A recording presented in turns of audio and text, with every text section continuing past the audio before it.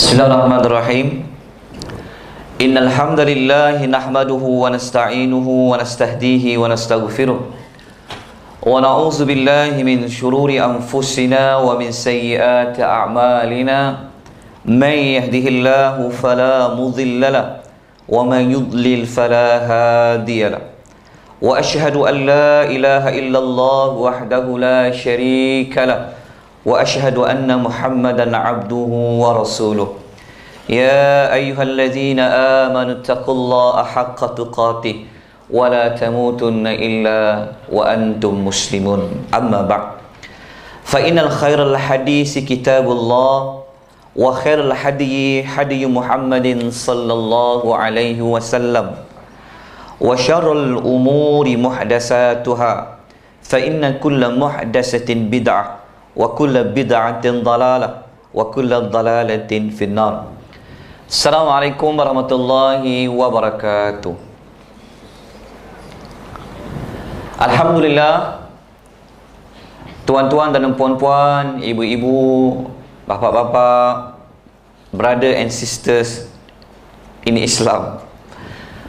Hari ini alhamdulillah sekali lagi kita memperbanyakkan puji dan puja kita kepada Allah Subhanahu wa taala, kerana kita diberikan kekuatan oleh Allah Subhanahu wa taala untuk kita hadir untuk hari yang kedua, untuk kita membicarakan satu lagi alam selepas daripada alam barzah yang telah kita bicarakan pada hari semalam. Jadi hari ini kita akan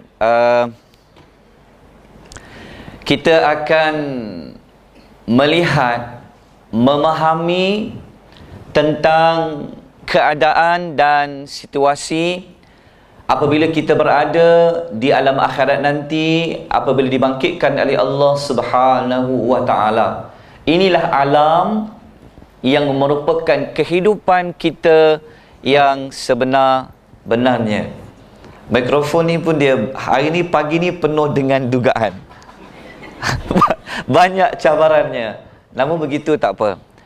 Kalau mikrofon tak boleh berfungsi, saya tak akan guna mikrofon. InsyaAllah suara saya boleh dengar. Baik, tuan-tuan dan puan-puan, apa khabar semua? Alhamdulillah. Tuan-tuan dah makan ke belum? Dah, ceria sikit ya. Hari pagi-pagi tuan-tuan dan puan-puan mesti mula dengan ceria. Sentiasa positif. Ya, lupakan segala masalah yang ada. Hari ni kita tumpu berkenaan dengan alam akhirat, dan saya jamin kita akan berasa bahawa inilah kehidupan seorang hamba yang akan bertemu dengan Allah Azza wa Jalla di suatu tempat dan suatu masa yang telah dijanjikan oleh Allah Subhanahu wa taala. Jadi tuan-tuan dan puan-puan, boleh kita mula ke ni? Boleh. Tengok sedih je kenapa tuan-tuan ni? Tuan-tuan dah makan ke belum? Dah breakfast ke belum? Dah. Boleh saya berjalan sebenarnya saya lebih suka berjalan jumpa tuan-tuan dan puan-puan. Baik, mudah-mudahan mudah-mudahan mikrofon ni boleh berfungsi. Tak apa. Baik, tuan-tuan boleh dengar suara saya? Boleh Boleh dengar Ada tak sahabat-sahabat kita yang tak hadir untuk hari ini? Tak dengar? Memang tak dengar. Okey, tak apa. So, saya nak berhenti dulu ke ada mikrofon lain? Berhenti dulu. Okey. Berhenti dulu, tak apa.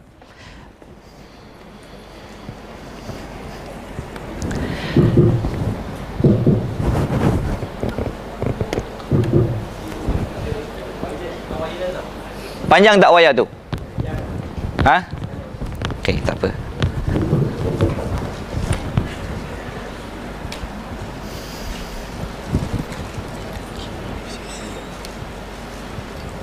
Okey, wayar panjang tak? Tarik. Baik tuan-tuan dan puan-puan, saya mohon maaf bagi pihak yang menyediakan infrastruktur Nanti tuan-tuan isi borang penilaian hujung nanti, janganlah bagi skala rendah. Bagi skala tinggi-tinggilah.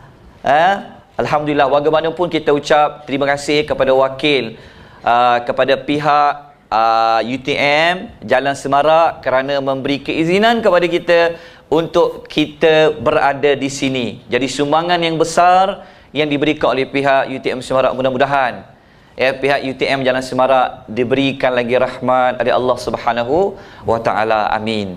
Baik tuan-tuan, tajuk kita hari ini kita akan bicara tentang, dah tak cukup, dia panjang sampai situ je. Tajuk berkenaan dengan alam akhirat.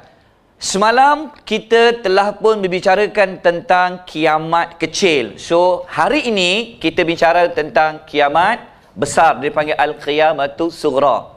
Baik, malam tadi saya sempat menambah beberapa perkara dalam nota yang tuan-tuan ada tu. Jadi saya akan pakai yang nota yang original, yang soft copy yang saya punyalah. Jadi nanti tuan-tuan kena tengok dalam nota tuan-tuan dan perempuan tu supaya dia tak lari. Dia sempat, alhamdulillah, dan malam tadi pun saya sempat cari beberapa bahan, namun tak semua yang dapat saya sediakan untuk tuan dan perempuan. Tidur pun siapa mengigau lah. Begitulah hakikatnya seorang penuntut ilmu, begitulah tuan-puan ya. Saya tidur dengan buku dan sebagainya. Kereta saya memang banyak buku. Memang sediakan untuk buku, mudah-mudahan. Baik tuan-tuan dan puan, sebelum sebenarnya saya nak mula ni, saya nak jawab soalan yang semalam tu. Soalan yang saya nak jawab berkenaan dengan dosa seorang anak dan dosa seorang isteri. Kalau dia tak kahwin lagi, dosanya ditanggung oleh siapa? Kalau dia dah kahwin, dosanya ditanggung oleh siapa? Jawapannya ada. Antaranya kita akan buka surah Al-An'am, kita akan buka dalam surah Al-Isra, dan kita akan buka dalam surah An-Najm. Jawapannya. Dan saya akan tunjukkan satu lagi jawapan untuk kes yang semalam. Ingat tak tuan, fitnah kubur? Tuan ingat tak fitnah kubur? Fitnah kubur bermaksud apa? Soal al-malakain. Maka saya ada menyediakan maksud di dalam Al-Quran fitnah tu maksudnya apa? Ada banyak maksud dan kita akan tengok maksud fitnah yang biasa orang sebut tu, adakah dia selari dengan apa yang Allah Ta'ala tafsirkan ataupun tidak. Lepas tu baru kita mulakan, sebab soalan banyak sebenarnya. Tapi saya dah listkan, tapi tu jangan risau dan bimbang, jangan bersedih sebab soalan tak jawab. InsyaAllah lepas ni kita akan buat program follow up untuk tuan-tuan dan puan-puan. Kalau tuan-tuan biasa tengok program Tanyalah Ustaz pun soalan tu dah bagi siap-siap dah. Betul tak? Ada soalan nak tanya, dia pun tanya. Rupanya soalan tu dah siap, prepare siap dah. Boleh dah dia jawab. Jadi tuan-tuan tanya saya on the spot, memang sangat sukar untuk saya menjawabnya, tuan-tuan. Tambah pula saya bukan selebriti. Sebab setengah orang kata ustaz selebriti ni kalau dia cakap semua betul. Yang itu yang menjadi isu dalam masyarakat kita. Tidak semestinya. Baik tuan-tuan dan puan-puan, mikrofon saya ni dia agak wayarnya pendek Syekh tolong buka tu Syekh jap. Tolong buka. Saya kena macam mana ni? Tolong buka tu. Tekan remote. Begitu. Ada satu lagi. Kita buka tajuk yang ada 3 dekat Word tu. Satu lagi yang tu. Syekh kita tolong jaga boleh? Menjaga masa kita ada tak ni? Ada. Okey, kita breakfast kau apa? Macam semalam ke? Kena buat perubahan? Awal sikit. Hari ni breakfast apa? Hari ni nasi lemak pengumuman Nasi lemak Nasi lemak, alhamdulillah. Semangat sikit dia orang tengok. Berbeza sandwich Baik. Yang ini tuan-tuan tengok pada surah Al-An'am ayat 194. Tadi ada nota tapi kita akan bacakan dalilnya. Allah Subhanahu wa taala berfirman, a'udzubillahi minasyaitonirrajim. Wala taksibu kullu nafsin illa 'alaiha wala tadhiru waziratun wizra ukhra Thumma ila rabbikum marji'ukum fayunabbi'ukum bima kuntum fihi takhtalifun. Surah Al-An'am ni Tuhan kata apa? Dan tiadalah kejahatan yang diusahakan oleh setiap orang melainkan dosanya akan kembali kepada dirinya sendiri, dan seseorang yang berdosa tidak akan memikul akan dosa perbuatan orang lain, bahkan dosa usahanya sendiri. So ayat ni dah kata apa? Tuhan kata apa? Tuhan kata tiadalah dosa yang diusahakan oleh setiap orang melainkan dosanya akan kembali kepada dirinya sendiri, dan seseorang yang berdosa tidak akan memikul akan dosa perbuatan orang lain. Ini di antara salah satu topik yang kita akan bincang tentang bagaimana Allah Ta'ala nak bicarakan kita di hadapan dia. Antara satu kaedah, Allah tak akan bebankan kita dosa disebabkan dosa orang lain. Itu salah satu kaedahnya. Maka dalam ayat ni kata, kalau dia buat dosa, dialah yang tanggung dosa, orang lain tak tanggung. Tapi kalau dia berdosa, dia pun tak tanggung dosa orang lain. Jadi kalau seorang anak, ibu bapa telah ajar, bagi tunjuk ajar, tetapi dia tak kahwin lagi sampai bila-bila, maka kalau dia tak solat, dia tak berpuasa, dia tak amal apa yang diajar, maka dia berdosa, dia menanggung dosanya, bukan ibu dan bapanya. Faham tak ayat ni? Baik, saya sempat merujuk dalam tafsir Al-Jami' li Ahkamil Quran yang dikarang oleh Al-Imam Al-Qurtubi rahimahullah. Beliau memberikan komentar ayat ni maksudnya apa. Kata beliau, wala taziru waziratun wizra ukhra. Kata beliau, ay la tahmilu hamilatan siqlin ukhra. Ay la tu'khadhu nafsun bi dhanbin ghairiha bal kullu nafsin ma'khudhatun bi jurmiha wa mu'aqibatin bi ithmiha. Saya baca bahasa Melayu lah sebab saya tak nampak. Seseorang tidak akan memikul beban orang lain dan tidak akan disiksa kerana dosa orang lain, melainkan setiap orang akan dihukum kerana kesalahannya dan disiksa kerana dosanya sendiri. Okey, yang ni jelas tak? Jelas. Kata beliau lagi, ayat ini turun berkenaan dengan Walid ibnu Al-Mughirah yang mengatakan bahawa ikutlah jalanku, aku akan tanggung dosa-dosa kamu semua. Al-Mughirah kata apa? Kamu jangan dengar cakap yang lain, dengar cakap aku, siapa ikut aku tanggung dosa kamu. Maka turunlah ayat ini, kata Imam Al-Qurtubi rahimahullah. Baik. Dalam cerita ini juga, kata Ibnu Qurtubi lagi, Imam Qurtubi kata lagi, demikian disebutkan juga oleh Ibnu Abbas, dikatakan pula bahawa ayat tersebut turun sebagai penolakan terhadap kebiasaan orang Arab pada masa jahiliah, iaitu menghukum seseorang kerana kesalahan orang, tuan, anak dan karibnya. Orang yang buat salah, dia yang tanggung. Yang tu tak boleh.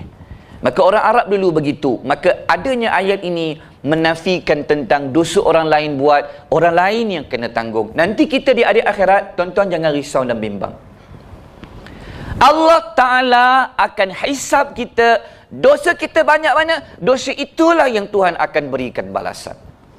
Kalau orang lain, adik-beradik kita buat dosa, mak ayah kita buat dosa, ibu bapa kita buat dosa, siapa buat dosa, kita tanggung tak? Isteri buat dosa, suami tanggung tak? Semuanya tidak akan dikira. Melainkan, nanti kita akan jumpa satu lagi ayat. Okey, tuan-tuan jelas tak ayat ni?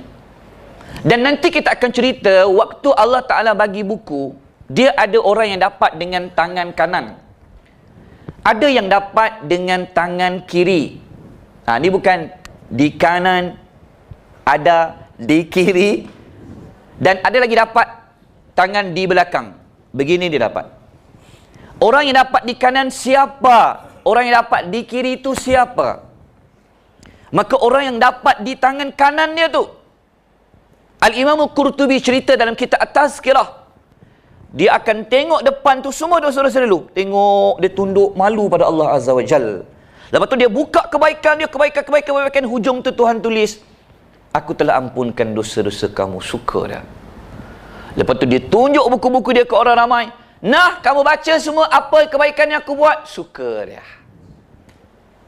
Tapi orang yang dapat tangan kiri dengan orang yang dapat tangan belakang, dia tahu dia akan diazab oleh Allah Subhanahu wa taala. Setiap orang dia ada buku. Betul tak? Tuan-tuan ada buku tak? Buku catatan tak? Ada yang itu. Baik. Kita pergi kepada yang seterusnya.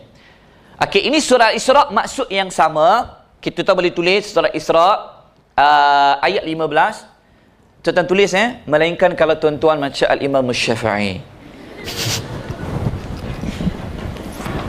Allah Ta'ala berfirman, Man ihtada fa innama yahtadi li nafsi wa man dhalla fa innama yadillu 'alayha wa la tadhiru wadhiratu wizra ukhra wa ma kunna mu'adzibina hatta nab'atha rasula. Lebih sama. Tuan kata apa?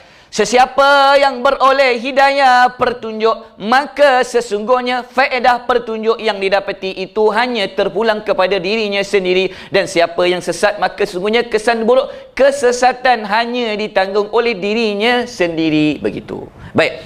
Ada ayat yang lain sebab kita nak jimat masa. Ni sama surah An-Najm yang kita sebut semalam, ayat 38 hingga 41. Tuan-tuan boleh baca, tulis. Dan satu lagi ni, surah Al-Ankabut. Surah Al-Ankabut ayat 13 dengan surah An-Nahlu ayat 25.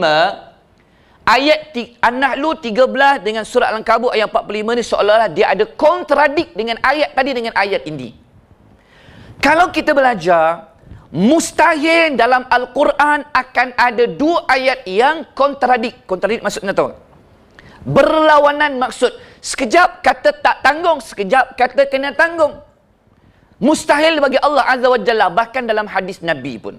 Maka sebenarnya ayat dalam surah Al-Ankabut ayat 13 ni, ayat dia bermaksud apa?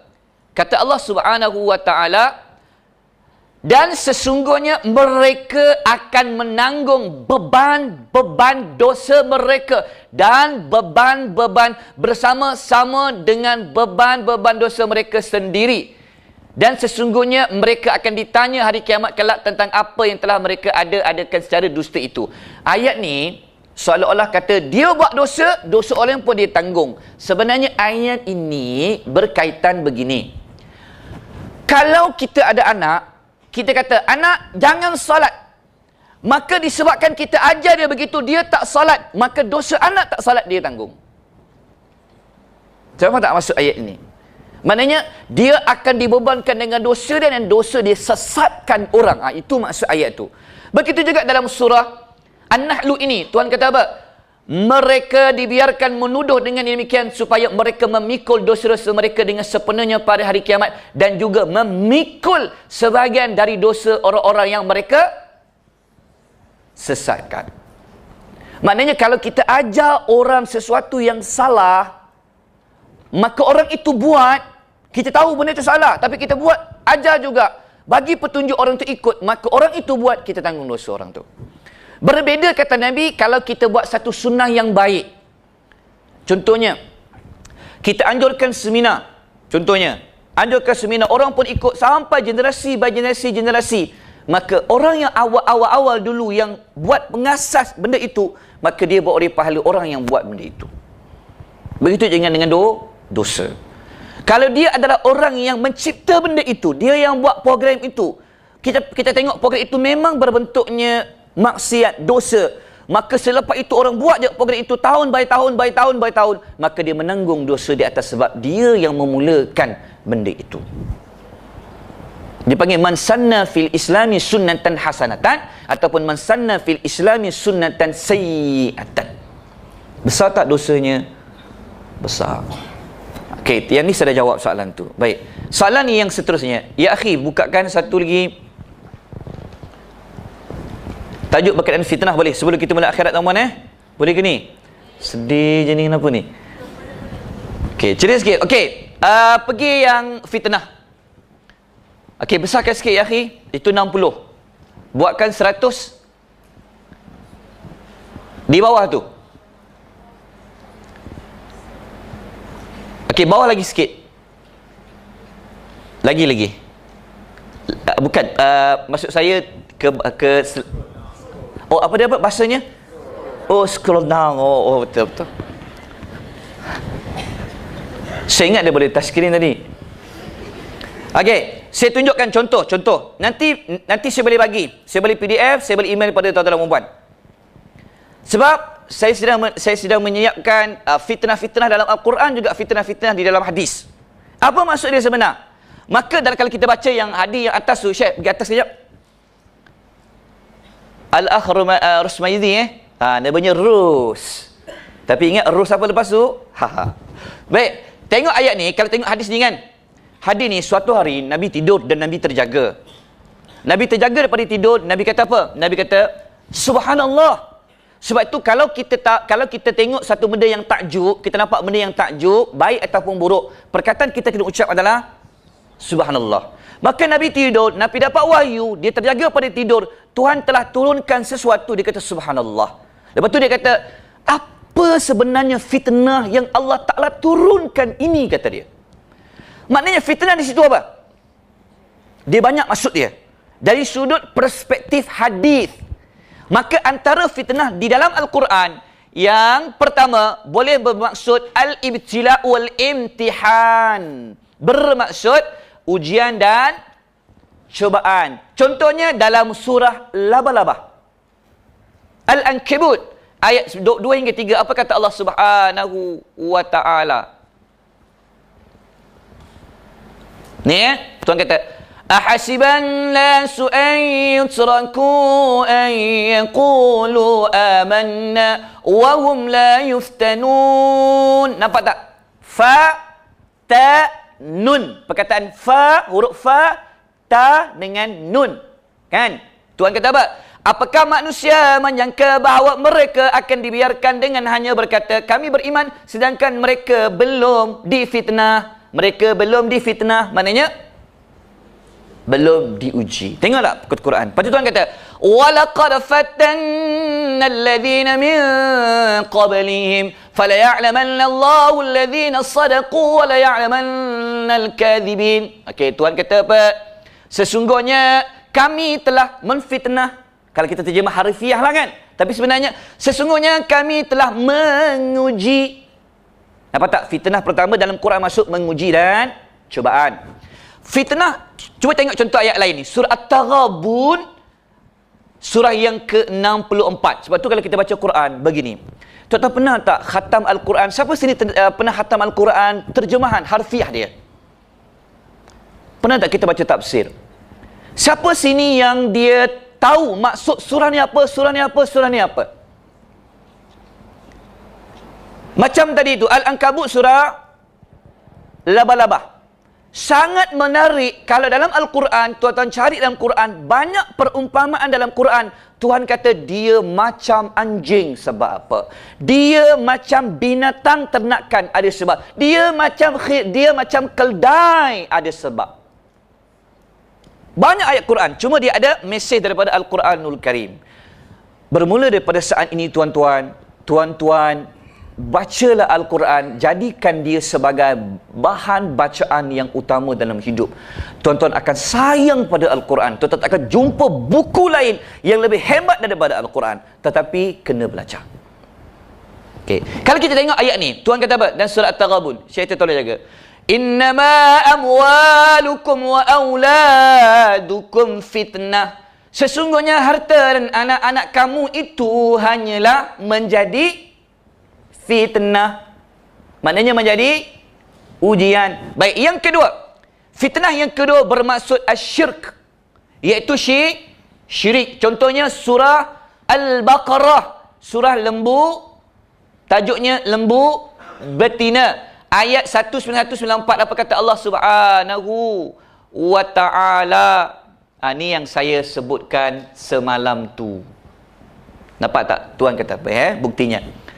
وَاقْتُلُوهُمْ حَيْثُ ثَقِفْتُمُوهُمْ وَأَخْرِجُوهُمْ مِنْ حَيْثُ أَخْرَجُوكُمْ وَالْفِتْنَةُ أَشَدُّ مِنَ الْقَتْلِ. Betul tak? Betul tak ayat tu? Betul Tuhan kata, وَلَا تُقَاتِلُوهُمْ عِنْدَ الْمَسْجِدِ الْحَرَامِ حَتَّى يُقَاتِلُوكُمْ فِيهِ فَإِنْ قَاتَلُوكُمْ فَاقْتُلُوهُمْ. Baik. Sampai ayat tu Tuhan kata apa? Ilal akhir ayat Tuhan kata, dan bunuhlah mereka musuh yang memerangi kamu di mana saja kamu dapati mereka, dan usirlah mereka dari tempat yang mereka telah mengusir kamu. Sedangkan fitnah itu lebih besar bahayanya daripada perbunuhan, dan janganlah kamu memerangi mereka di sekitar Masjid Al-Haram sehingga mereka memerangi kamu di situ. Betul tak? Yang saya sebut semalam tu. Jadi betul tak dalil ni yang kita gunakan untuk kata jangan fitnah orang sebab fitnah itu lebih buruk daripada membunuh? Sama tak maksud Tuhan kata dalam Quran? Tak sama-sama sekali. Jadi boleh mendatangkan dosa kalau tafsir ayat Al-Quran tak ikut apa yang Tuhan maksudkan. Saya faham tuan-tuan bukan tuan-tuan tafsirkan, tetapi ini banyak ditafsirkan. Hujahnya kalau kata al-fitnah, jangan buat fitnah, al-fitnah asyaddu minal qatl. Sedangkan dalam Quran Tuhan kata al-fitnah di situ adalah syirik. Sebab dalam ayat tu Tuhan kata jangan perang mereka kalau duduk di Masjidil Haram. Jadi mereka guna dalil, jangan perang, jangan buat pembunuhan. Maka Tuhan kata apa yang syirik itu lebih teruk daripada kami yang membunuh. Nampak tak perkataan dia? Jadi saya nak bagi mesej pada tuan-tuan dan puan-puan, banyak perkara yang perlu diteliti dan didetailkan, terutama ayat-ayat Al-Quranul Karim. Ingat tak semalam apa sebab saya listkan rujukan ayat-ayat Al-Quran? Apa sebab dan musabab? Antaranya ayat-ayat itu kita akan jadikan ia sebagai kitab tafsir ayat kepada ayat-ayat itu. Dan nanti tajuk dalam surah dalam bab kiamat besar ini saya tak bagi tuan-tuan saudara kandungan. Hari ini tuan-tuan yang kena tulis bab 1 ayat apa, bab 2 ayat apa, surah apa, susunan surah yang keberapa, ayat yang keberapa. Nanti pada penghujung sesi ini kita akan bersoal jawab dengan tuan-tuan dan puan-puan. Bab 1 ada berapa surah? Ada berapa ayat? Ingat tak semalam ada berapa surah dalam Al-Quran? Dalil yang kita guna. Kan kita kata, baik, kitab rujukan utama kita apa? Al-Quran kan? Yang kedua, kitab rujukan utama kita apa? Hadis kan? Banyak orang kata yang begitu, tetapi apabila dia cerita tentang perkara agama, mana dalil daripada Al-Qurannya sekiranya ada? Mana? Kata Allah, "Qul hatu burhanakum in kuntum sadiqin." Sebab kalau tidak ada nas dan dalil, sesiapa pun boleh bercakap, benar ataupun tidak. Siapa pun boleh bercakap. Dia ada kelebihan dia bercakap, dia boleh baca bahasa Arab, dia akan bercakap. Tetapi dalam Islam, sesiapa pun akan berkata, tetapi mesti ada dalilnya. Antara rujukan utama adalah Al-Quranul Karim. Itu dulu. Allah dulu kata apa? Sebab Allah yang menjadikan perkara gaib itu, dia lebih mengetahui sebenarnya maksudnya itu apa. Maka apabila baca Al-Quran, mesti ingat disiplin, wahai tuan-tuan dan puan-puan dan saya, mesti tengok rujukan tafsir yang murtabar apa maksud dia. Yang kedua, siapa yang dia ada sempatlah dia keluarkan semua hadis tu. Ingat tak semalam? Semalam ingatlah. Yang saya ada berikan yang nota tambahan yang D1, D2, D3, D4 dan sampai D98. Tuan-tuan ada tulis nota tuan-tuan dan puan tak? Tulis tak? Sampai 98. D98. Ada ke tak ada? Alhamdulillah. Tuan-tuan, tolong. Tuan-tuan kena bekerja keras juga. Dan saya insya-Allah saya pun akan berusaha untuk bantu tuan-tuan dan puan-puan. Insya-Allah kita sama-sama boleh. Baik. Yang nota semalam tu tuan-tuan asingkan. Ini kata-kata para ulama salafus salih. Dia bukan hadis Nabi. Listkan. 1, 2. Nanti balik sebab begini. Saya nak nanti tuan-tuan habis sesi ni, tuan-tuan buat satu seminar pendek setengah hari, tuan-tuan yang akan bercakap. Boleh? Tuan-tuan nak pahala tak ni? Nak pahala mengajar tak? Boleh, sebenarnya boleh. Cuma teknik pembelajaran itu kena tepat, kena betul. Sebab tu saya bagi tuan-tuan. Tak apa. Saya kata pada sahabat, Ikut Muslim kata, Ustaz, pukul 12 tak payahlah kita betul state. Contoh dia kata mungkin beban kan. Saya kata, tak apa. Tak apa. Sampai ke kedai tu 12 ditutup, tapi sebabkan kita nak betul state, dia buka pagi, alhamdulillah. Dia pun buat pahala. Kita kata, Kak, tak nak pahala ke? Okeylah Ustaz, dia kata, dia buka, alhamdulillah. Jadi, nota yang semalam tu, yang di DD tu, nanti balik ada kesempatan, ada masa luang, asingkan. Ini hadis Nabi, ini begini dan begini. Nanti akan datang nak guna balik dalam tazkirah pendek kat keluarga, nak buat usrah, nak buat apa, boleh guna balik. Ya Allahu Akbar. Banyak tak istifadah? Mesti berazam untuk jadi seorang yang akan mendengar dan akan menyebarkan juga. Mesti kena azam macam tu. Kalau nak pahala lagi lebih, lagi banyak, mesti ada sifat untuk mengajar. Kan Tuhan kata, man dalla ala khairin kaman kafa'ilih. Mengajar. Mengajar tak bisa jadi kena jadi ustaz. Tak. Penting ada basic yang betul, ada kaedah yang betul, insya-Allah boleh. Boleh tak tuan-tuan? Nanti kita buat seminar akan datang, tuan-tuan yang akan memberi penyampaian. Boleh tak? Boleh. Dia panggil program Pro TJ. Siapa akan jadi mentor, siapa akan jadi mentee. Boleh. Saya selalu macam tu. Dalam training saya selalu sebut. Saya pergi universiti, saya pergi mana kata, tuan-tuan dan puan-puan, saya ajar 2 hari ni, faham betul-betul, sebab lepas ni jangan panggil saya datang dah. Tuan faham tak maksudnya apa? Begitu. Ni kan tak tahu, panggil kita balik. Untunglah consultant kan. Panggil banyak kali, tapi tak, syaitan tak begitu. Baik, ni faham ya? Kenapa dia hilang? Baik, satu lagi. Tak masuk tajuk ni, subhanallah, tak masuk akhirat lagi ni. Baik, kita tengok. Okay. Yang ketiga, boleh bermaksud as-sadd 'ala sabili warrad, iaitu berpaling pada jalan yang lurus. Ada banyak ayat Quran. Yang keempat, boleh bermaksud al-azab. Yang kelima, boleh bermaksud al-qatl, iaitu pembunuhan ataupun tawanan. Fitnah dalam Quran. Yang keenam, boleh bermaksud al-ighlalu wal-ighwa, iaitu sesat. Dalam Al-Quran, fitnah juga boleh bermaksud al-ma'ziratu bi syai'in, iaitu memberi alasan. Fitnah juga. Yang ke-8, fitnah boleh bermaksud al-junun, iaitu gila. Contohnya dalam surah Al-Qalam, ayat 6, ayat ke-6, qalam bermaksud pena. Tuhan kata apa? Bi'ayyikumul maftun. Sesiapakah yang sebenarnya gila antara kamu semua? Tuhan guna perkataan fa, tu, ta dan nun. Nampak tak? Dan yang seterusnya. Ini saja yang sempat yang ada. Banyak lagi sebenarnya, banyak lagi. Tapi saya nak bagi tuan-tuan, saya nak kata pada tuan-tuan, mesej saya di dalam Al-Quran ada sesuatu yang Tuhan nak ceritakan kepada kita. Maka galilah dia. Carilah dia. Jadikan Quran itu sebagai penenang hati kita. Bagaimana nak dapat? Kita kena usaha untuk belajar memahami apa mesej yang Tuhan nak bagi pada kita. Maka Tuhan telah menulis surat cinta sebanyak 114 surah.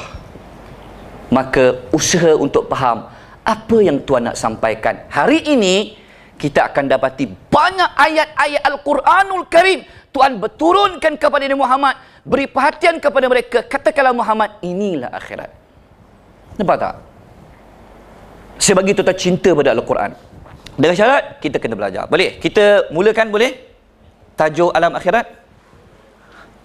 Boleh gini? Mikrofon kita macam mana? Tiada yang kekal melainkan Allah Subhanahu Wa Taala. Mikrofon ni pun telah menunjukkan. Baik, tuan-tuan dan puan-puan. Baik. Kita masuk tajuk sangkakala. Tuan-tuan, ada lagi tak yang silibus semalam tu? Yang semalam, alhamdulillah, subhanallah. Ni semalam ni kita tengok yang tajuk ni. Tajuk yang ke berapa? 16 Yang ke-15. Yang ke-16. Kita masuk tajuk tiupan sangkakala. Baik. Tuan-tuan, tulis tak yang semalam tu yang belah kolom belah tepi tu? Ada tulis sesuatu tak? Ke lukis muka?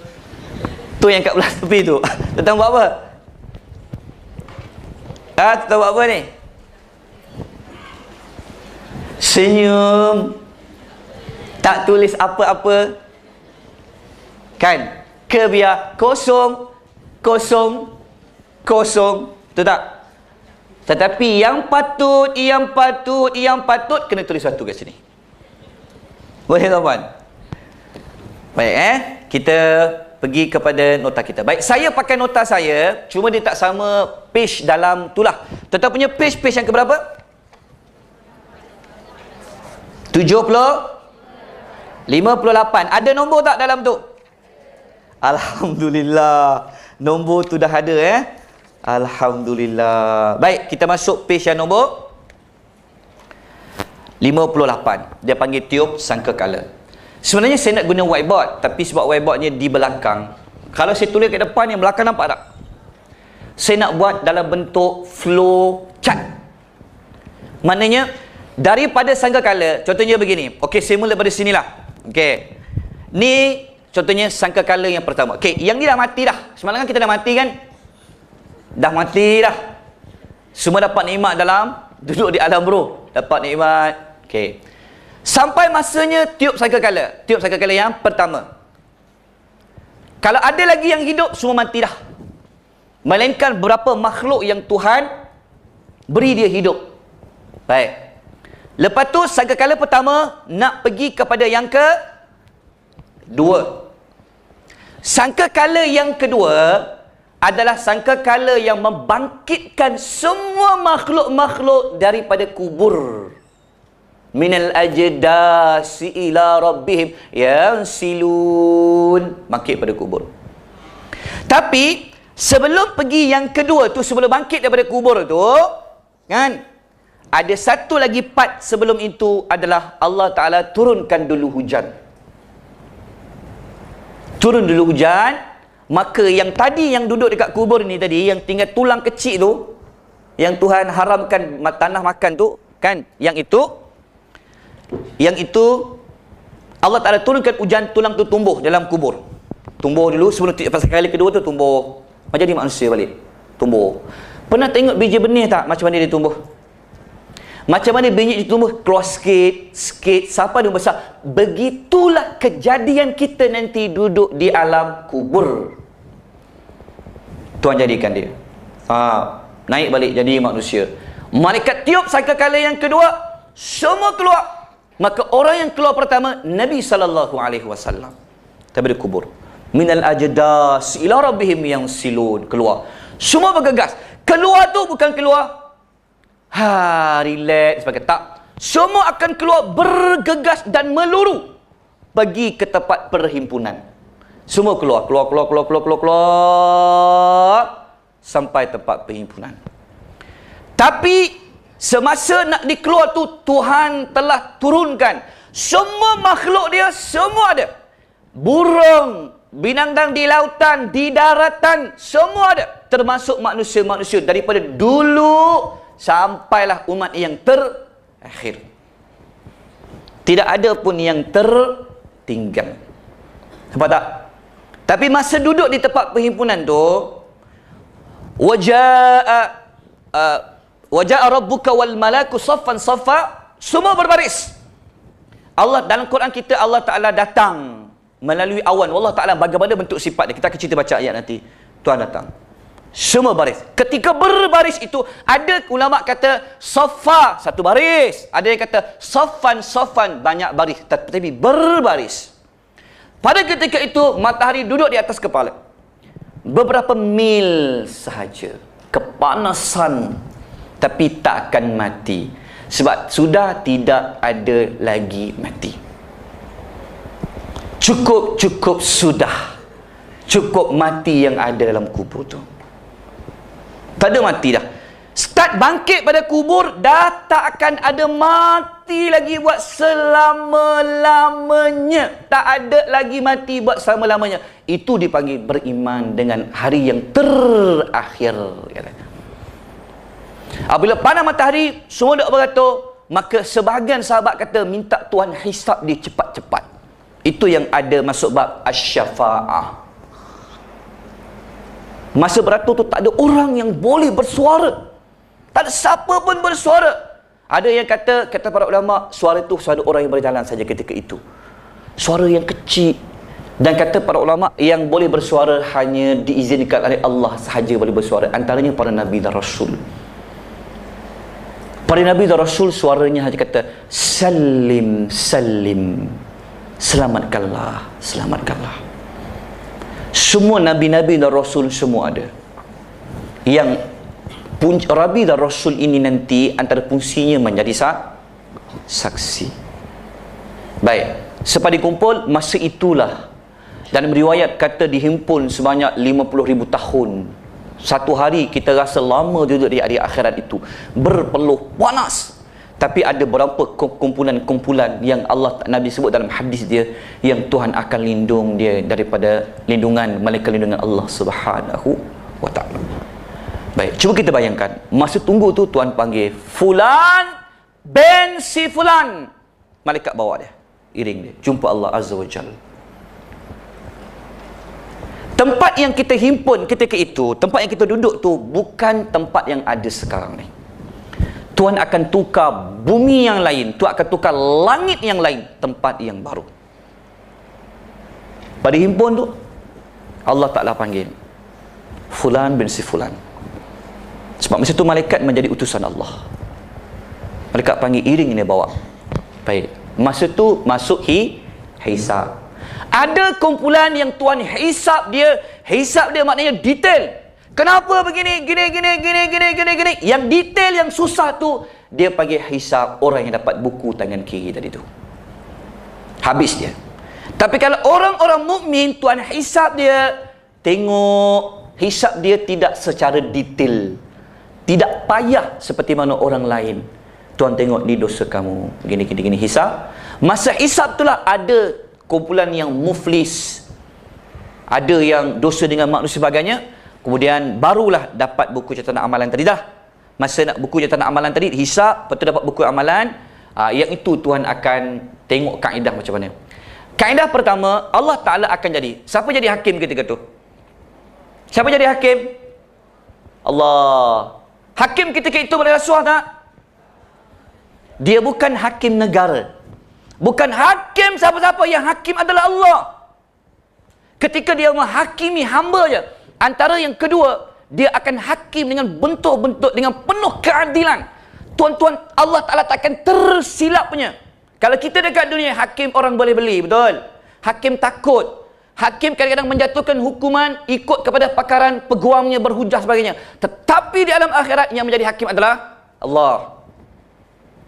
Masa itu tuan-tuan dan puan-puan, subhanallah, Allah tengok keadilan. Allah Ta'ala akan hakim dengan penuh keadilan. Sebesar zarah yang kita buat, ingat tak kita kata faman ya'mal misqala dzarratin khairan yarah. Semua itu Tuhan akan kira. Yang ketiga, yang tadi itu, dia buat dosa banyak ni, dosa tu dia buat, dosa orang lain dia tak tanggung. Kecuali dosa dia menyesatkan orang, mengajak orang kepada neraka, itu dia dapat. Yang ketiga, Allah Ta'ala menggunakan konsep ada buku amalan tadi tu. Agak-agak buku amalan kita kena belajar kan, nanti kita akan sebut. Buku amalan kita ni, hari ni pun ditulis. Okay. Sampai bila-bila pun. Sampailah kita dah naik, sampailah yang tempoh yang berkenaan. Kemudian, Allah Ta'ala akan datangkan saksi lepas tu. Kalau ada berhujah antara saksi ni, tangan-tangan ni. Sebab ada dalam hadis kata, dipanggil seorang ini, Tuhan tanya, kau siapa? Aku hamba-Mu. Ceritakan kau ni buat apa? Dia cerita, aku ni salat, aku ni gini-gini. Tuhan kata, tak apa. Kamu tahu tak? Kamu ada saksi? Saksi? Siapa saksi? Tuhan kata, kamu ada saksi. Lepas tu Allah kata, baik, engkau katakanlah apa yang kau nak cakap. Kita bercakap. Bercakap. Tuhan kunci mulut dia. Sebab mulut dia kalau bagi bercakap, dia akan cakap. Dia akan bohong. Tuhan kata, itu yang kita baca surah Yasin tu, al-yawma nakhtimu ala afwaihim. Tutup mulut mereka. Tangan-tangan berkata, kaki berkata, anggota badan berkata, termasuk kulit. Kulit ni lah nanti kalau kita cerita dekat neraka, apabila masuk dalam neraka, contohnya waktu dah masuk neraka, dah hujung ni dah masuk neraka dah, contoh kan, ahli neraka tu kata, kulit Dia bergaduh dengan kulit dia. Kulit, kenapa kau jadi saksi kepada Allah? Begitu. Tapi dia masuk neraka. Baik, kita patah balik kat sini tadi. Patah balik sini. Baik. Masa buat saksi itu, saksi pertama Allah sendiri. Yang kedua malaikat. Yang ketiga Rasul. Saksi yang seterusnya adalah apa? Amalan kita itulah. Termasuklah anggota tubuh badan. Dan satu lagi saksi, tahu siapa? Tahu tak siapa satu saksi lagi? Ni bumi yang kita pijak ni. Pernah baca tak surah Al-Zalzalah? Surah berkenaan dengan gegaran dan goncangan. Iaitu iza zulzilatil ardu zilzalaha wa akhrajatil ardu asqalaha wa qala al insanu ma laha yawma idzin tuhaddisu akhbaraha. Ayat 4 tu. Tuhan kata pada hari itu bumi-bumi yang dipijak ini, tanah-tanah yang dipijak ketika di dunia akan menjadi saksi kepada Allah, mengkhabarkan beritanya. Nabi tanya sahabat-sahabat, kamu tahu tak apa bumi itu akan khabarkan ceritanya? Sahabat kata Allah dan Rasul yang tahu. Kata Nabi, bumi itu dia akan mengkhabarkan kepada Allah, fulan bin si fulan, fulana bin si fulalah ini telah berada pada tempat sekian-sekian pada tarikh sekian-sekian. Dia buat apa? Agak-agak boleh lari tak pada bumi? Boleh lari tak pada bumi? Kulit boleh lari tak kulit? Kulit ni yang kita duk sayang dia tak ada lotion tau. Lotion. Jaga baik, orang jaga kulit tau. Betul tak? Orang semua nak kulit cantik, tetapi kulit, kulit.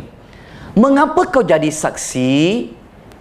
Kulit pun jawab, macam mana aku tak jadi saksi? Tuhan telah menciptakan aku boleh berkata-kata di alam akhirat. Ada dalam Quran, kita akan baca ayat itu. Kalau orang beriman kepada alam akhirat, agak-agak macam mana ya? Orang tak nampak, betul tak?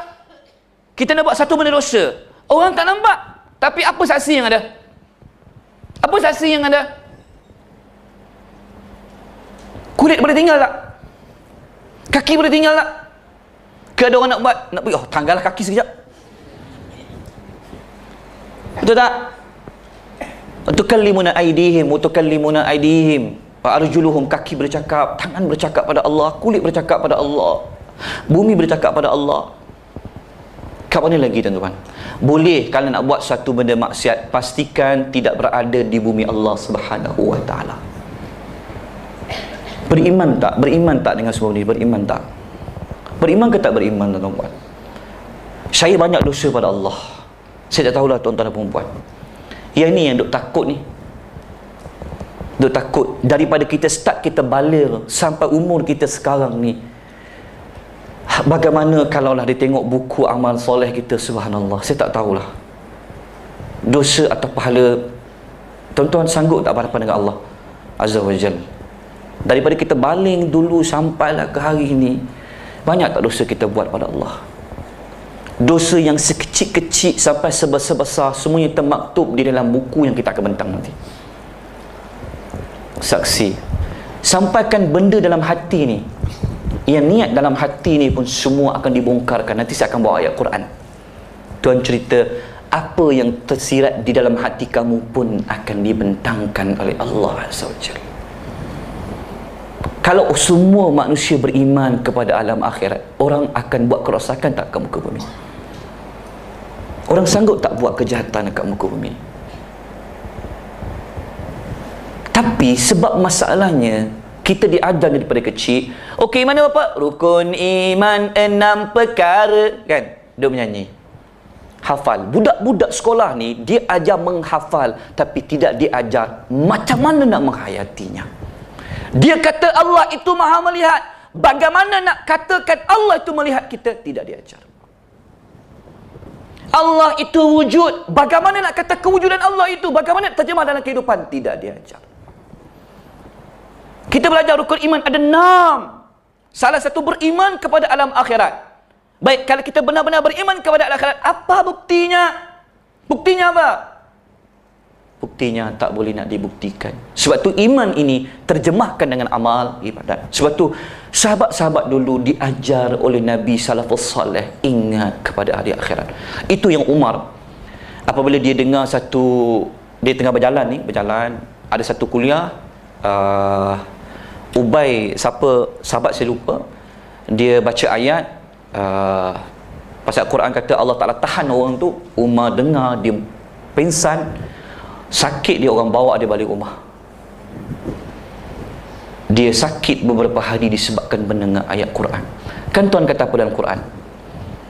Orang yang beriman ini apabila ingat ayat Allah, dia apa? Pertama iman tak? Tapi kita bagaimana? Bacalah ayat Quran berapa pun, ada kisah. Betul tak? Sebab apa tak masuk dalam hati kita? Sebab pertama, kita tak faham. Sampai kita menghadap Allah Azza wa Jalla nanti, kita tak faham apa yang Tuhan turun dalam Quran. Kita tak nak jawab dengan Allah. Ya Allah, aku tak faham apa pun yang kau turun pada Quran. Tuhan tanya, umur yang aku beri kepada kamu buat apa? Betul tak? Kita nak menghadap Allah Azza wa Jalla, tak tahu apa yang Tuhan sebut dalam Quran. Tak tahu. Tapi tangan kata, tapi saya pandai Facebook, saya pandai, saya baca ni, saya belajar Inggeris, saya belajar ni. Quran kalamullah. Tu yang Nabi kata, Quran akan menjadi hujah untuk kita ataupun berhujah ke atas kita. Nampak tak? Quran, subhanallah. Bagaimana daripada kita kecil sampai kita duduk sampai hidup hari ni, dosa yang kita buat daripada kita start balik mukallaf dulu tu, semua kita catat di dalam buku yang kita akan bentang nanti tajuk ni, dengan saksi-saksi yang ada. Agak-agak bagaimana Sebab tu orang yang beriman dengan alam akhirat, dia takut. Kita tak nafikan kita memang banyak kesilapan. Sebab tu dalam surah Baqarah kita kata apa pada Allah? Rabbana la tu'akhidna in nasina aw akhtana. Betul tak? Rabbana, kita kata, ya Allah, janganlah kamu hukum kami apa yang kami terlupa dan apa yang kami tersalah. Betul tak? Tuhan buka pintu taubat dia seluas-luasnya. Wah, pintu taubat. Tapi persoalan yang menjadi masalah, kita tak tahu yang kita buat itu dosa. Buat. Inilah alam akhirat. Kalau kita betul-betul belajar menghayati, tuan-tuan, dia akan masuk dalam jiwa kita. Aku nak buat satu kesalahan ni, Allah, nanti bumi nampak, bumi tahu, tangan tahu, kaki tahu. Betul tak, tuan-tuan? Itu kekuatan orang yang belajar alam akhirat. Lepas tu kita berusaha untuk membongkar dalam Al-Quran, kita susun tajuk by tajuk. Apa sebenarnya mesej yang Tuhan nak kata dalam Al-Quran? Cuma Al-Quran ini, dia begini.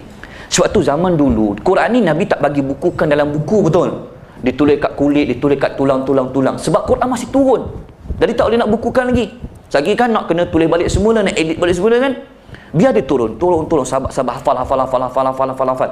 Lepas Nabi dah habis, baru sahabat membukukan Al-Quran. Tetapi susunan ayat by ayat, surah by surah, ayat by ayat, semuanya wahyu daripada Allah. Allah kata, Muhammad, surah ini letakkan ke berapa, ayat ini letakkan ke berapa. Tapi selama ini kita belajar salah satu rukun iman, beriman kepada kitab apa? Al-Quran kan? Beriman tak dengan Al-Quran? Orang Melayu lebih takut Bible. Betul tak? Quran ni tak power ke? Tak power Quran. Quran tak power, Bible lagi power. Orang takut pada Bible.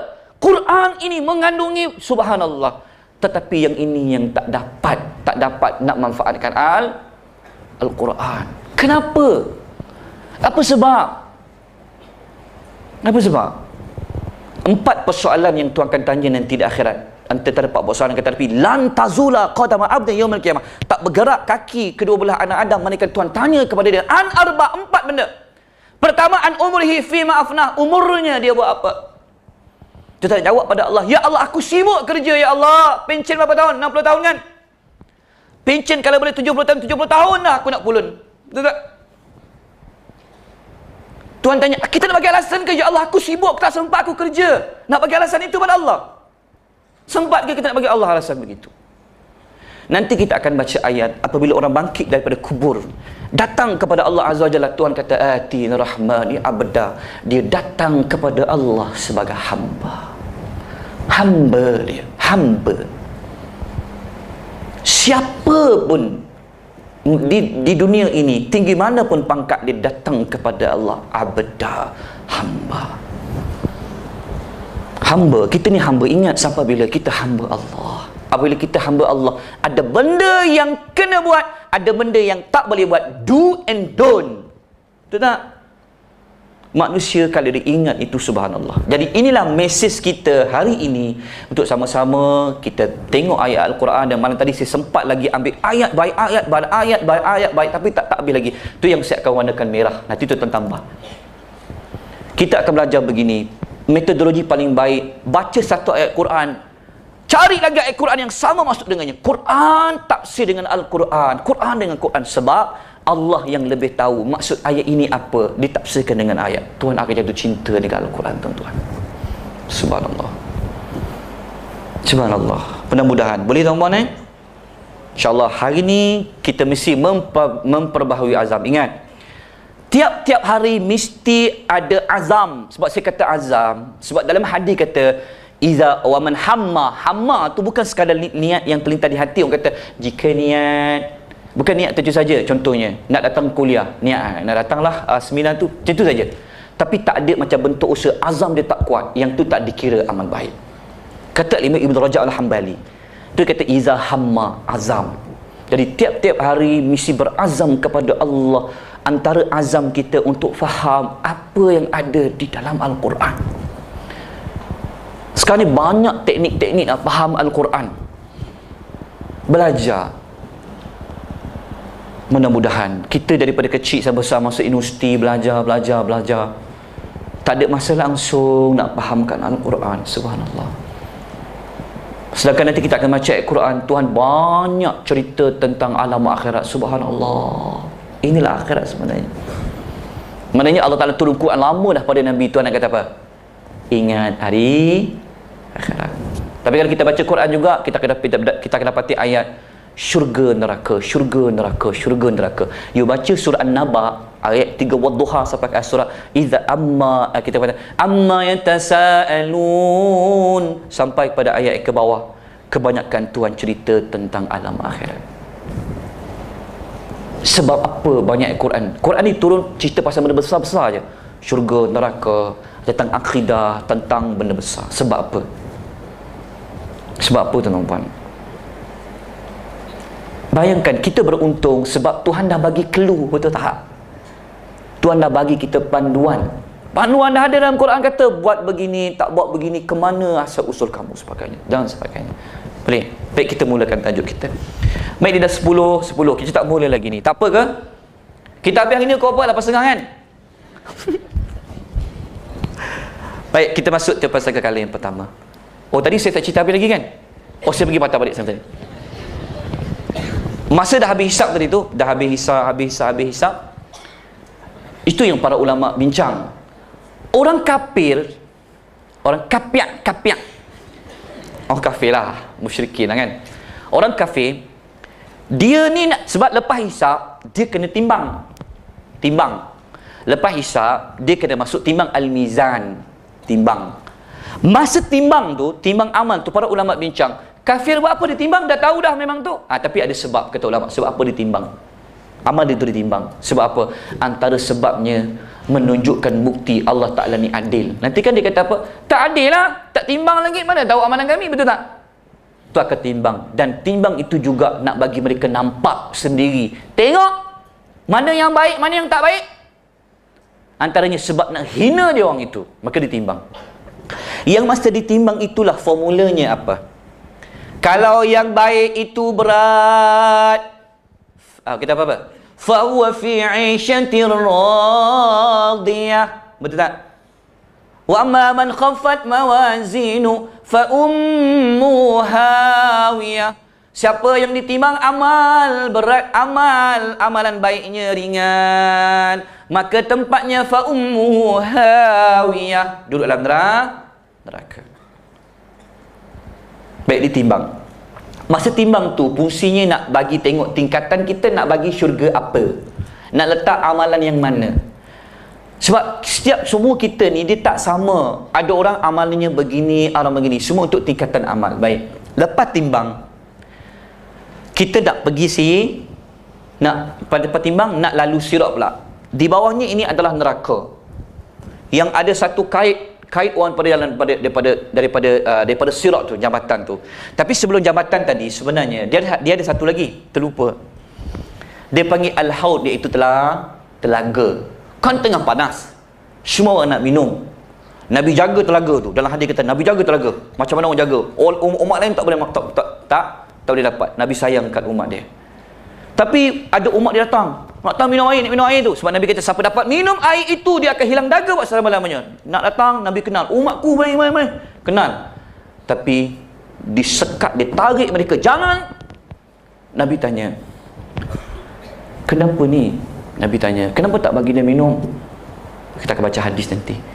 Maka malaikat sebut, dalam cerita kata, dalam hadis sebut, Muhammad, engkau tidak tahu apa yang mereka buat selepas kewafatan engkau. Tak boleh minum telaga Nabi SAW. Antaranya adalah orang yang murtad, minum. Tu yang Nabi kata apa? Nabi kata fasuqan. Pergilah kata Nabi. Baik, lepas telaga tu kita cerita tadi, kita ringkaskan, dia duduk dekat sirat. Masa dekat sirat tu, jambatan tu kata Al-Imam Al-Qurtubi, dia lebih tajam daripada pedang, dia lebih nipis daripada rambut. Tapi nas yang kata rambut di belah tujuh tu tidak, itu tidak sahih. Begitu. Lalu masa nak lalu tu, yang orang kafir tadi, kata Ibn Rajab, orang kafir tu dia tak lintas sirat tu dah, dia terus humban masuk neraka. Masuk neraka dah. Yang tinggal dua kumpulan, golongan muslim, iaitu dalam tu ada munafik dan ada orang beriman. Dua-dua jalan. Masa nak sirat, sebab depan ni adalah syurga. Sebelum syurga ada sini satu tempat dia panggil qantarah. Masa dekat sirat tu, yang inilah yang para rasul kata, salim, selamatkanlah. Sebab di bawahnya api neraka. Itu yang Nabi cerita, nanti kita akan baca ayat.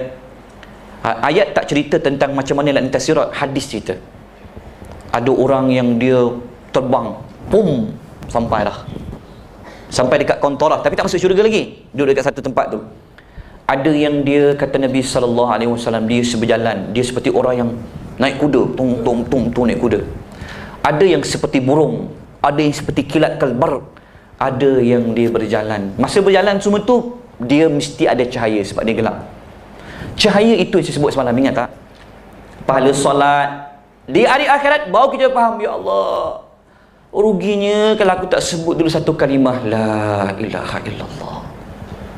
Rugi kalau aku tak sebut kalimah alhamdulillah, subhanallahil azim, subhanallahi wa bihamdi. Nampak tak? Penting tak benda tu? Maka Tuhan tukar semua amalan kita buat sepanjang hidup ni dengan bertukar menjadi cahaya. Ada yang kata Nabi cahayanya sebesar ibu jari kaki je. Ada yang seperti gunung yang besar nak melintas sirat tu. Tapi kita bayangkan, kalau berjalan ramai-ramai ketika tu, ada orang yang seperti gunung besar tu, mesti kita dapat cahaya tumpang kan? Masuk sekejap masuk ke dia. Betul tak? Tapi di alam akhirat tak begitu. Allah Maha Adil, Allah tahu macam mana nak buat. Maka ada orang yang dia macam sebesar ibu jari kaki api pelitanya. Api dia hidup sekejap, dia berjalan. Dia mati, dia berhenti. Hidup, jalan, dia berhenti. Kan dia lebih panjang daripada pedang nipis tu. Api bawah tu api neraka. Tekan nak main gimnastik pula. Masa tu ada pengait yang kait dia, tarik dia. Ada yang berjalan, terjatuh, jatuh. Sebelah tangan dah sangkut dah. Dah pegang lagi. Selamat, balik naik berjalan. Lepas tu para rasul kata salim. Tapi masih nak berjalan tadi tu, orang-orang munafik berjalan dengan orang Islam. Dalam Quran kata, masa nak berjalan tu, Tuhan padamkan api orang munafik. Padam. Mereka gelap, tak ada cahaya. Orang munafik kata, tunggu kami, bagilah cahaya. Itu dalam Quran cerita. Akhirnya mereka terpadam, akhirnya jatuh dalam api neraka. Duduk dalam api neraka tu bukan yang paling ni, yang paling bawah, fi darki asfali minan nar al munafiq. Nanti kita akan cerita tentang syurga neraka. Maka selepas peristiwa itu, maka lepaslah orang nak masuk syurga ni. Maka ketika nak masuk syurga tu, tak masuk lagi, dia panggil qantarah.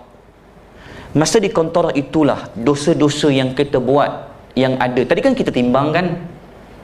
Maka kalau ada masih ada dosa, Tuhan bersihkan semua dosa di qisas di atas qantarah tu. Bagaimana Tuhan buat? Allah Ta'ala.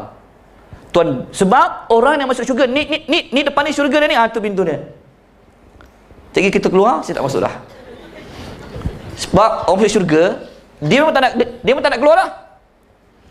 Masa masuk syurga tu, dekat atas qantarah ni, Allah Ta'ala bersihkan. Dosa kamu ada kan? Dosa ini buang. Tuhan buang semua hati ni, kotor, buang. Sebab orang yang masuk syurga, mesti jiwa dia bersih.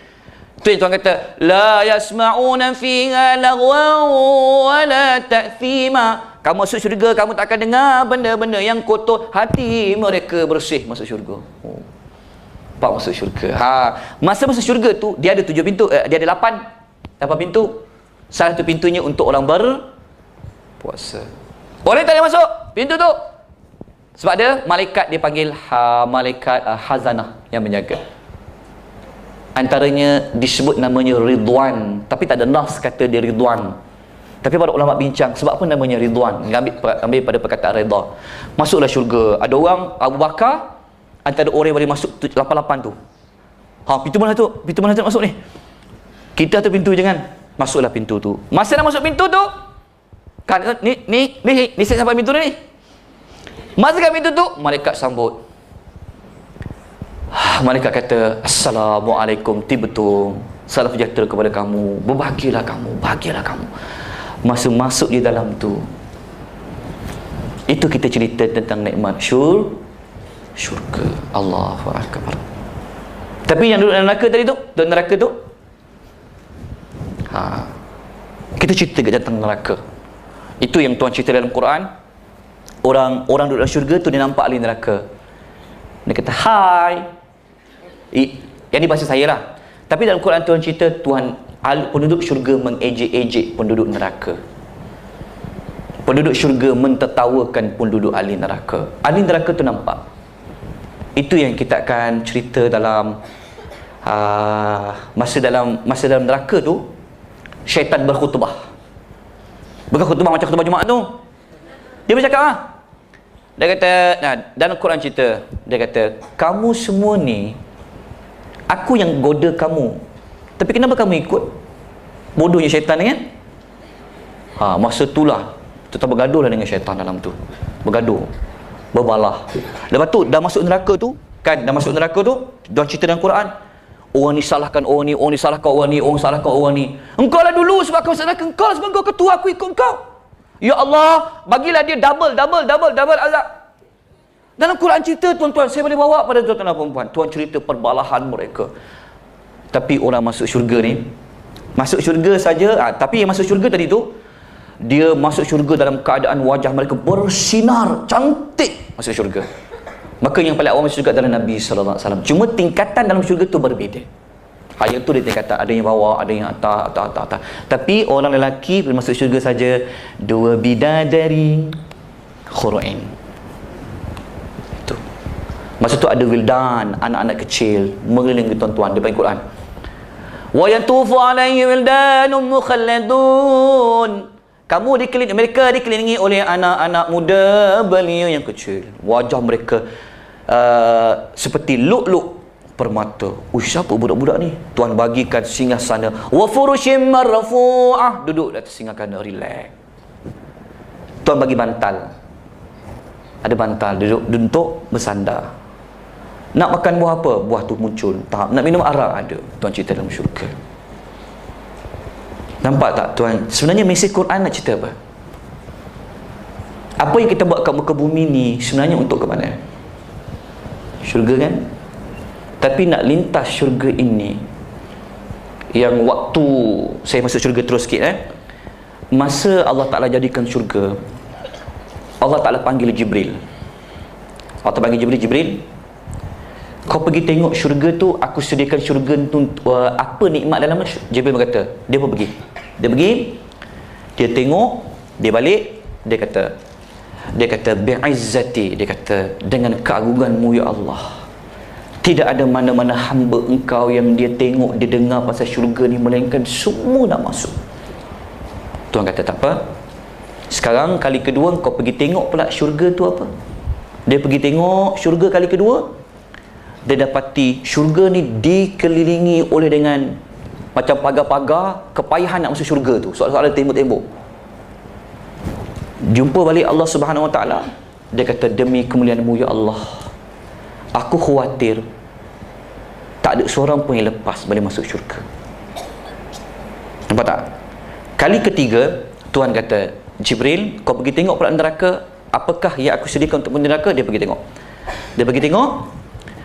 dia balik, dia kata ya Allah, tidak ada mana-mana hamba-Mu yang dia mendengar tentang neraka, mereka mesti tak nak masuknya. Tak apa, pergi tengok pula neraka. Maka dekat neraka tu dikelilingi dengan faktor-faktor yang boleh menghumban orang masuk neraka. Balik jumpa Allah, dia kata ya Allah, aku khawatir tidak ada seorang pun yang akan terlepas melainkan masuk ke dalam neraka. Nampak tak mesej tu apa?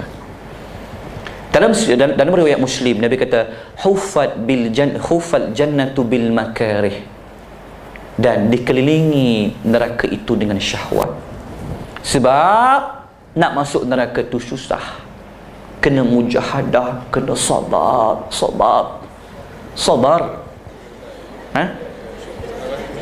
Masuk neraka, masuk syurga. Betul tak? Betul ke Ustaz ni? Dia masuk syurga, maafkan saya sebab tak sabar masuk syurga dah. Tapi kalau masuk syurga nanti dia dah tidak tersasul. Don't worry. Jadi orang masuk syurga tu, kata Nabi dan riwayat Muslim, syurga ini dikelilingi dengan kepayahan, kesulitan. Neraka dikelilingi dia dengan syahwat. Maknanya orang kita lebih suka menjadi hamba kepada syahwatnya, betul tak? Banyak syahwat lah, syahwat, syubhat. Kita ni kalau boleh tak nak solat, betul tak? Pagi tadi kita solat tak? Bagi siapa yang solat? Susah ke payah nak bangun pagi? Susah kan? Kalau boleh nak tidur kan? Antara tidur dengan solat, tidur dengan nak bangun, mana lagi sedap? Tidur kan? Tapi kalau kita tidur, itu yang faktor masuk neraka. Tapi kalau kita bangun, susah tapi mengenangkan syurga-Mu ya Allah. Sabarlah. So baca solat, sabar. Dakwah kena sabar. Gerak orang anak nak bangun, isteri bangun, syagak suami bangun, sabar. Tiap-tiap hari macam tu. Sabar. Bagi nasihat, sabar. Sebab kita tahu nak masuk syurga tu kena sabar. Begitulah sebenarnya mesej kita dalam modul kita ni. Seboleh-bolehnya kita nak cerita sampai syurga dan neraka, tapi dia panjang. Dia kena ambil sampai per hari. Yang semalam pun saya hanya bagi 60% je sebenarnya. Banyak lagi sebenarnya. Semua saya nak mesej kami di iMuslim, nak bagi mesej saya dan tuan-tuan, kita kena faham bahawa inilah hakikat kehidupan kita. Apa yang ada sudah lepas kematian tu. Baik. Dah masuk syurga. Ni ada 10 minit lagi. Tak buka lagi tu. Tak apa. Kita akan ringkaskan. Baik, kita masuk tajuk Sengkakala. Boleh saya mulakan sikit ni? Ada berapa minit lagi jam tuan-tuan? Penjaga masa kita? 5 minit lagi. Subhanallah. Tak apa. 25 minit yang lalu mudah-mudahan Tuhan kira sebagai satu ibadah ke Allah. 25 minit nanti ni di adab akhirat, subhanallah, pahalanya banyak. Baik. Cuba tengok ayat ni, ada tak? Ayat, tengok surah Sengkakala. Cuba tengok ayat surah Az-Zumar ayat 68. Baik. Tuan-tuan dan puan-puan yang dirahmati oleh Allah, tiupan sangkakala dalam Al-Quran dia panggil wa nufikha fis-sur. Sur. Nufikha ni tiup. Baik. Siapa malaikat yang ditugaskan untuk meniup sangkakala? Israfil. Benar. Kata Al-Imam Ibn Hajar dalam Fathul Bari, ketika dia menghurai dalam Kitabur Riqaq, dari satu kitab Ar-Riqaq, dalam Kitabur Riqaq Dia tulis bab tiupan sangkakala. Dia kata kebanyakan ijma' ulama seperti mana kata Al-Hulaimi yang meniup sangkakala itu adalah Israfil. Dibuka tafsir Al-Imamul Qurtubi, dia pun kata namanya Israfil. Dibuka dalam kitab tafsir Al-Imam Ibnu Kathir, katanya namanya adalah Israfil. Tiup sangkakala. Saya sebut semalam, malaikat Israfil, nanti kita akan baca, matanya tidak pernah dipejam. Cuma apabila orang tanya kepada Nabi, orang Arab tanya, sebab kita kena faham macam ni, konteks ayat Al-Quran kebanyakan dia turun semua ketika itu kan bangsa Arab kan bahasa Arab. Jadi ayat Al-Quran dia akan ceritakan apa yang orang Arab faham ketika itu. Maka boleh tanya kepada Nabi, apa itu sur? Sur ni macam kata Nabi, dia adalah al-qarn, dia adalah tanduk untuk meniup. Cuma tanduk itu kalau tidak ada nas kata tanduk tu apa, daripada apa, cuma saya baca dalam Adwa'ul Bayan, dalam kitab tafsir Adwa'ul Bayan fi idahil Quran. Ni tafsir dia. Ni tafsirnya. Saya baru beli ada ini, tapi ni terjemahan. Saya nak tunjuk pada tuan-puan kitab yang bagus. Ada berapa belas jilid, harga dia dalam 1000 berlebih jugalah. Baik. Dalam kitab ni Adwa'ul Bayan, Adwa'ul Bayan fi tafsir fi idahil Quran bil Quran. Cuma kitab terjemahan ni dia ada yang dia tak terjemah habis. Yang tu yang kita balik tengok kitab Arab, alah kenapa dia tak terjemahkan habis? Jadi macam tu, alah sedih ya. Tapi kita pelik, kenapa kita Indon? Mana orang Melayunya? Mana pustaka Melayu? Kenapa pustaka Indon? MIT pun Indon, buat bangunan pun Indon, terjemah kitab pun Indonesia. Mana ustaz-ustaz lepasan Azhar, lepasan Mesir, lepasan Madinah, lepasan Jordan, semua mana? Apa sumbangan kepada agama? Mana kitab terjemahan? Tuan-tuan ni sebenarnya nak guna kitab tu betul tak? Tapi di mana nak belajar? Kitab terjemahan Indon. Indon ni pula subhanallah gembelangnya, beginilah kebutuhannya, apa semua. Kalau nenekku baca ini, pasti dia kata lucah ini. Betul tak? Saya dah baca ni. Saya belik satu persatu. Saya kata, ya Allah, ini penting dalil tu. Kenapa tak terjemah? Tapi saya dah tik dah. Ni kenapa tak terjemah? Ni kenapa tak terjemah? Syair-syair tak terjemah. Allahu Akbar. Sedih kita beli ni, kita nak kempen. Pakailah buku ni, tapi tak terjemah habis. Tapi usaha tu ada. Daripada langsung tak ada. Mana pustaka Melayu? Yang ada pustaka Indonesia. Orang Indon terjemah kitab, terjemah. Orang Melayu buat apa? Mana graduan-graduan yang kemampuan belajar bahasa Arab dulu? Mana sumbangan anda untuk masyarakat awam? Mudah-mudahan adalah. Tapi maksud saya, yang pakar tolonglah terjemah. Untuk tuan-tuan dan perempuan ni, terjemahlah.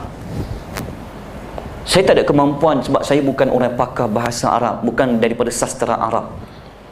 Saya disiplin saya adalah saya baca tafsir dengan al-muhaddith saja. Tapi saya usaha untuk bantu tuan-tuan dan perempuan. Sebab tuan akan tanya, baik, dalam Adwa'ul Bayan dia kata macam ni, dah ada 2 minit penjaga masa kita mana? Ada bertukar tanya masa kita. Okey, tak apa. Adwa'ul Bayan dia kata tanduk tu daripada cahaya. Wallahu ta'alam.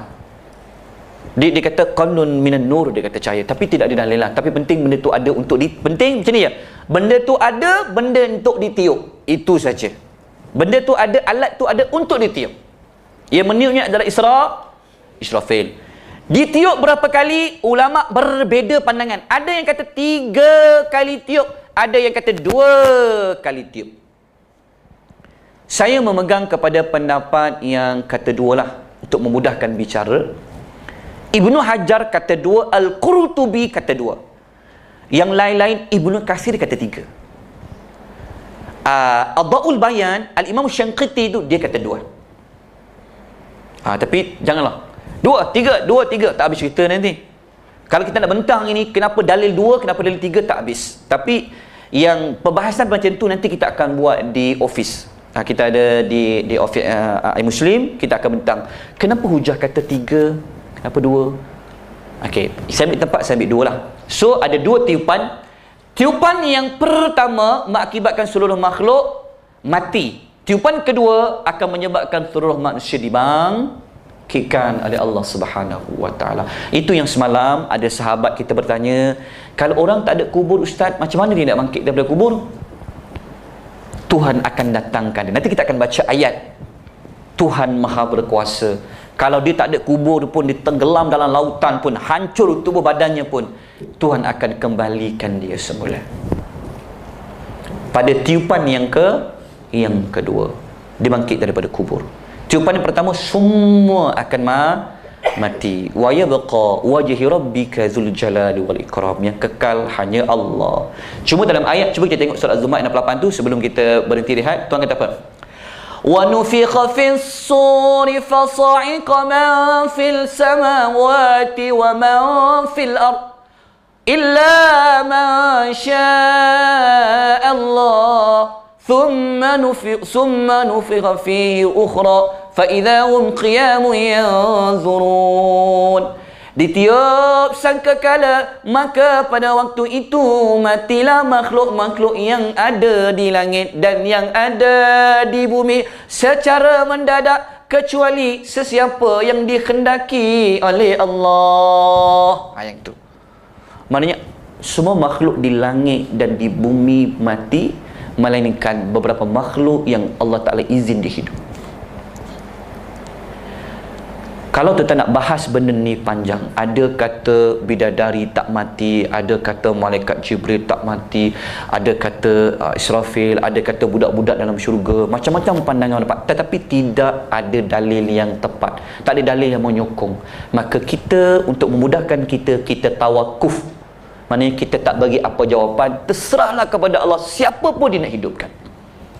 Lagi senang. Tapi kalau tuan-tuan ada masa nak belajar, saya boleh kupas bab tu, mengikut apa kata ulama-ulama tafsir. Yang itu ila man sya Allah. Itu yang pertama. Okey, faham dah tiupan kali pertama apa? Siapa kata tiupan kali pertama mati? Allah kan? Dia yang kata. Dan yang kedua, dah sampai dah awak buat. Subhanallah. Tuan kira sejak langkah dia ni, tuan-tuan dan perempuan. Subhanallah. Okey tuan, berpeluh tuan. Tak apa, nanti dalam syurga peluhnya berwangi-wangi, InsyaAllah. Tak apa, tak tepi dulu tak apa, Syekh. Tadi kita dah sampai syurga dah. Ni orang yang baru nak masuk syurga ni kot. Okey, tak apa, kejap tuan nampak Baik. Last sekali sebelum kita sambung ni. Ayat yang kedua tu kata, summa nufikha fihi ukhra, kemudian ditiup sangkakala. Maka ditiup sekali lagi, maka dengan serta-merta mereka bangun daripada kubur tu kan. Tiupakan. Nanti kita akan uraian ayat ni. Kita akan ambil ayat-ayat lain yang Tuhan cerita dalam Quran. Okey, tinggal 1 minit lagi. Itu yang kita baca dalam surah Yasin kan. Kita apa? Yang ayat tu, qalu ya wailana man ba'athana min marqadina hadza ma wa'ada ar-rahman wa sadaqal mursalun. Orang yang dibangkitkan dari kubur tu, orang-orang kafir, dia kata, celakanya siapa bangkitkan aku daripada tidur, dia kata. Dia tak nak bangun. Tapi orang-orang mukmin kata apa? Wa sadaqal, benarlah inilah janji Allah. Sebab tu ada hikmah baca surah Yasin tu.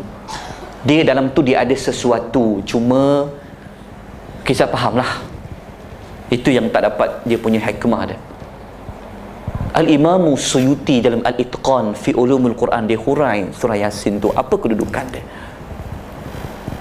Sebab orang dulu-dulu dia baca tapi tak tahu apa sebenar hikmah.